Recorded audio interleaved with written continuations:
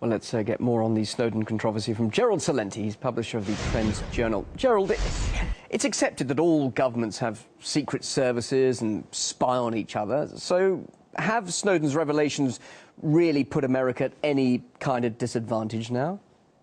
Oh, of course not. They always say that when this kind of thing happens. Go back to WikiLeaks when that first happened.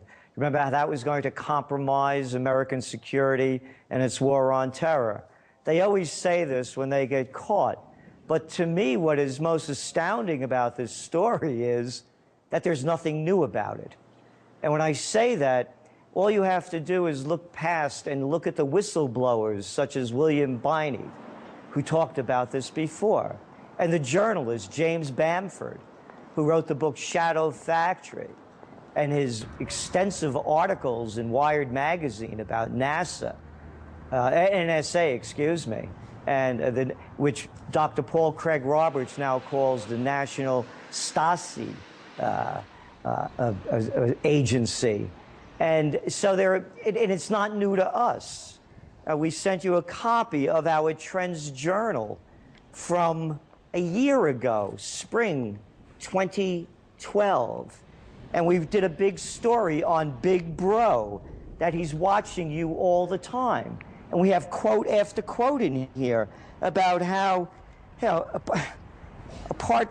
the bigger than Big Brother, far more comprehensive and insidious than most repressive police states of the 20th century, since 9/11, Big Bro USA has been secretly compiling vast databases of private information on you.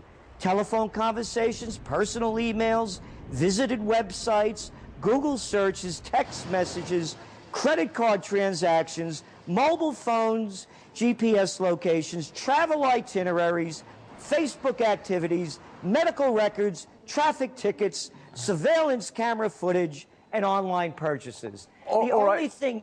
Okay, Gerald, look, you've said clearly nothing new in all of this. Therefore, that means that everything that Snowden's done has been in vain. What's he going to achieve? Nothing, and yet people say he's a hero. Well, what he's done is he has the proof for what a lot of people speculated and what the whistleblowers talked about. So now they can't hide from the truth anymore. So what they do is, as leading into this, they try to change the narrative. And I believe, by the way, that this is being done for a much larger issue. You look what's going on in Brazil with the millions of people taking to the streets, the riots that are now going on in China as we speak, in different provinces. As economies collapse, what happened in Turkey?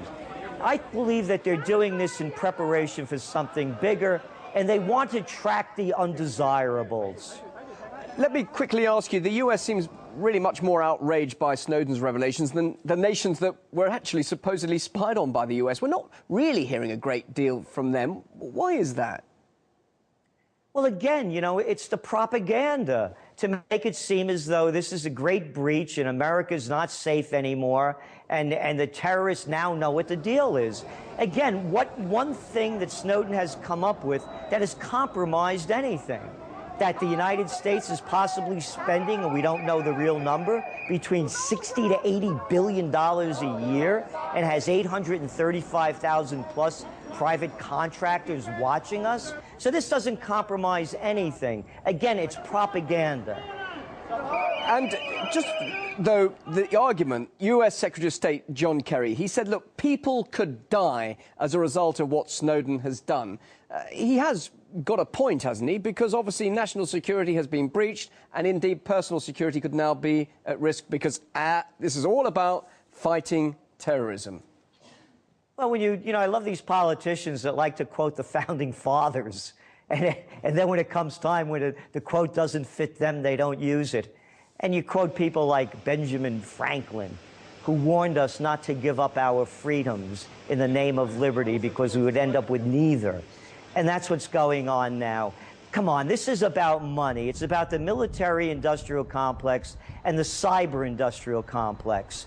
As I mentioned, according to the Financial Times, they're talking about $80 billion and 835,000 private contractors. Again, what did this guy tell us, Snowden, that we already didn't know? That they're building a $2 billion facility in Bluffdale, Utah, or the giant city-sized National Security Agency facility in Fort Meade, Maryland. It's a business. The business of America used to be business, but now it's cyber war and war.